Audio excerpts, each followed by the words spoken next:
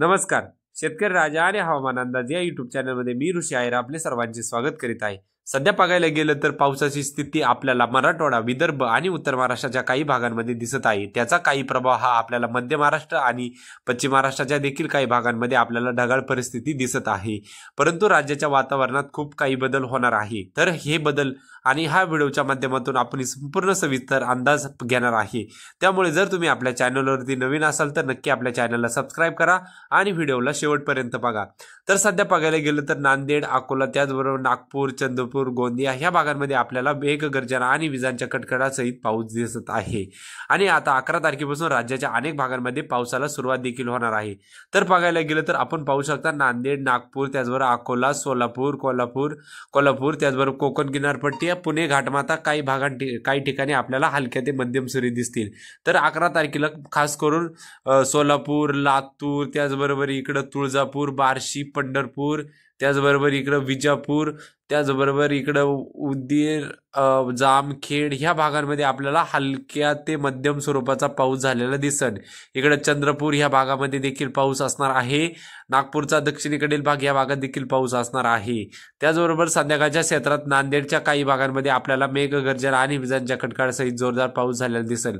12 तारखेचा अंदाज बघायला गेलं तर संपूर्ण नांदेडचा संपूर्ण भाग, त्याचबरोबर अकोला, विदर्भाचा संपूर्ण भाग, सोलापूरचा देखील काही भाग, लातूर, त्याचबरोबर इकडं दलवर, उदगीर, आदमापूर, त्याचबरोबर लातूर, परळी, त्याचबरोबर माजलगाव, बीड ह्या भागांमध्ये आपल्याला काही ठिकाणी हलक्या ते मध्यम सरी झालेल्या दिसतील. तर काही ठिकाणी जोरदार स्वरूपाचा पाऊस दिसेल.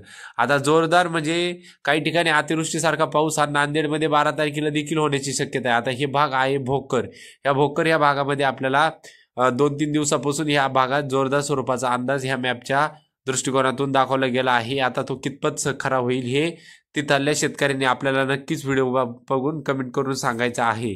आणि बघायला गेलं तर 12 तारखेला आपण पाहू शकता एक चक्रकार स्थिती ही विजयवाडा आणि विशाखापट्टणमच्या दरम्यान आपल्याला तयार झालेली दिसत आहे.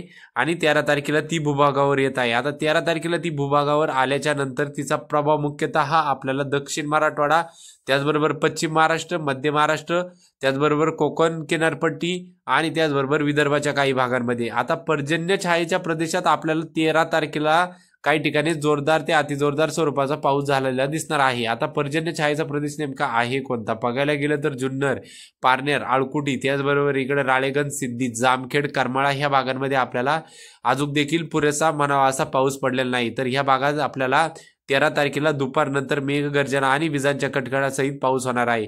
त्याचबरोबर इकडे बीड, माजलगाव, जालना, त्याचबरोबर परभणी, शेवगाव, जळगाव ह्या भागांमध्ये देखील आपल्याला 13 तारखेला जोरदार स्वरूपाचा पाऊस बघायला भेटणार आहे. आता थोडक्यात सांगायला गेलं तर मराठवाडा, विदर्भ, मध्य महाराष्ट्र, त्याचबरोबर उत्तर महाराष्ट्र, पश्चिम महाराष्ट्र, कोकण वगळता सगळ्या भागांमध्ये सर्वदूर अनेक ठिकाणी जोरदार स्वरूपाचे पाऊस आपल्याला झालेले दिसणार आहे. 13 तारखेला खास करून संध्याकाळच्या सत्रात आपण पाहू शकता इंदापूर, बारामती, त्याचबरोबर इकडं करमाळा, जामखेड, अहिल्यानगरचा संपूर्ण भाग, श्रीरामपूर, त्याचबरोबर इकडं पाथर्डी, आळकुटी, शिरूर, मंचर, घोडेगाव, गारगाव, त्याचबरोबर ह्या सर्व भागांमध्ये आपल्याला काही ठिकाणी जोरदार तर अतिजोरदार स्वरूपाचा पाऊस झालेला दिसणार आहे. आता ह्या भागांमध्ये आपल्याला 13 तारखेला आणि 14 तारखेला सरासरीपेक्षा जास्त पाऊस झालेला दिसणार. आता इथल्या शेतकऱ्यांना हा पाऊस सळोशी का पळोशी 2 दिवसातच करून ठेवणार आहे. कारण की ह्या पावसाचं प्रमाण हे कमी दाब असल्यामुळे ह्या कमी दाबाचं स्वरूप हे तीव्र स्वरूपाचं असणार आहे. आता पर्जन्य छायेच्या प्रदेशात अनेक शेतकऱ्यांच्या कमेंट आल्या होत्या की आमच्या इथे पाऊस होत नाहीये. आता 13 आणि 14 तारीख ही खास करून पर्जन्य छायेचा प्रदेश म्हणजे मध्य महाराष्ट्र, अहिल्यानगर, पारनेर, त्याचबरोबर इकडे छत्रपती संभाजीनगर, पैठण ह्या अनेक भागांमध्ये आपल्याला अतिशय जोरदार स्वरूपाचा पाऊस झालेला दिसणार आहे. अनेक ठिकाणी नदी नाल्यांना पूर येईल. राहुरी, त्याचबरोबर इकडे घोडेगाव, श्रीरामपूर, गाणगापूर, पैठण, त्याचबरोबर इकडं छत्रपती संभाजीनगरचा संपूर्ण भाग, शिर्डी, त्याचबरोबर इकडं विजापूर, कोपरगाव ह्या सर्व भागांमध्ये आपल्याला 14 तारखेला जोरदार ते अतिजोरदार स्वरूपाचा पाऊस झालेला दिसतोय. म्हणजे राज्यात पाऊस हा आता पुन्हा एकदा कमबॅक करणार आहे. त्याचा आता कमबॅक कसं राहतंय हे देखील आपल्याला बघणं तितकंच गरजेचं राहील. आणि सगळ्यात मोठा विषय काय माहिती का, ज्या वेळेस कमी दाब हा आपल्याला विजयवाडा आणि विशाखापट्टणम म्हणजे बंगालच्या उपसागरातून येतोय त्यालाच चक्राकार स्थिती आणि बाष्पयुक्त वाऱ्यांची मदत ही आपल्याला अरबी समुद्रात भेटते आणि अरबी समुद्रात हे वातावरण तयार झाल्यामुळे पुन्हा नैऋत्य मोसमी वाऱ्यांनी आपल्या राज्याच्या अनेक भागांमध्ये हलक्या ते मध्यम स्वरूपाच्या सरी चालू होतील। आता ह्या सरींचं स्वरूप हे कसं असणार आहे हे देखील जाणून घ्या। 15 तारखेपासून आपल्याला ह्या मॅपनी ह्या सरी सुरू झालेले दाखवले गेले आहे। ह्या सरी ह्या जोरदार स्वरूपाच्या असणार आहे, ह्या भरपूर स्वरूपाच्या नसणार आहे। आता आपण पाहू शकता 16 तारखेला स्थानिक वातावरण पुरेसं होते आणि स्थानिक वातावरण निर्माण होऊन आपल्याला जळगाव, शेवगाव, त्याचबरोबर अमरावती, वाशिम, यवतमाळ, वर्धा, त्याचबरोबर नागपूर, त्याचबरोबर हे म्हणजे विदर्भ, उत्तर महाराष्ट्र आणि मराठवाड्याचा संपूर्ण भाग, त्याचबरोबर मध्य महाराष्ट्राच्या अनेक भागांमध्ये आपल्याला 16 तारखेला स्थानिक वातावरण होऊन जोरदार स्वरूपाचा पाऊस होणार आहे, याची शेतकऱ्यांनी दक्षता घ्यायची।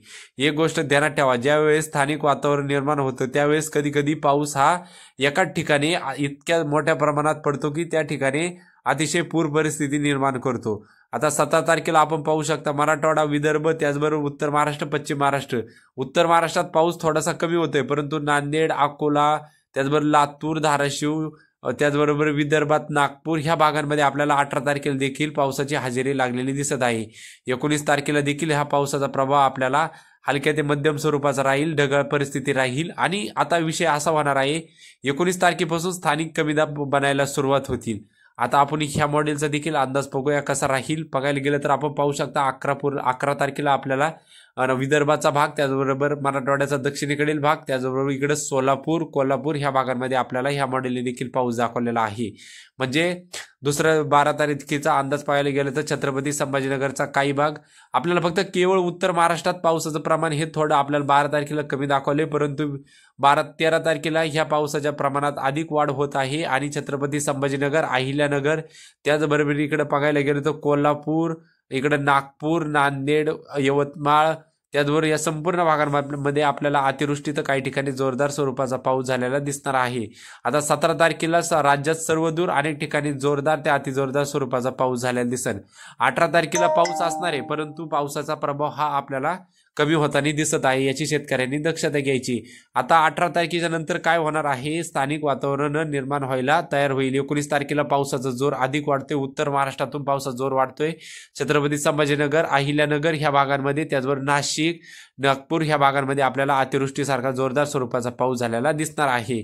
आता त्याचबरोबर एक परतीच्या पावसाचा व्हिडिओ आपण आपल्या चॅनलवरती अपलोड केला आहे की परतीचा पाऊस हा केव्हा चालू होईल, कारण की आता ज्यावेळेस स्थानिक कमीदाब तयार होतात, स्थानिक कमीदाब ज्यावेळेस तयार होतात त्यावेळेस परतीच्या पावसाला पोषक वातावरण भेटतं, कारण की बंगालच्या उपसागरात जे कमीदाब तयार होतात ते उत्तर भारतात जाती नाही, ते दक्षिण भारतापुरतेच मर्यादित राहतात। तेव्हा परतीच्या पावसाला म्हणजे मान्सूनला माघार घ्यायला कोणत्याही प्रकारची तकलीफ होत नाही। हा होता आतापर्यंतचा संपूर्ण अंदाज। जर तुम्हाला आपल्या चॅनलवरती व्हिडिओ आवडले असतील आणि जर तुम्ही आपल्या चॅनलवरती नवीन असाल तर नक्की आपल्या चॅनलला सबस्क्राईब करा। अशाच प्रकारचा हवामानाचा अंदाज आपल्याला डेली आपल्या या चॅनलवरती व्हिडिओच्याद्वारे अपलोड केला जाईल। धन्यवाद। पुन्हा भेटू नवीन व्हिडिओमध्ये। जय बळीराजा, जय शेतकरी राजा, जय हिंद, जय महाराष्ट्र, जय भारत।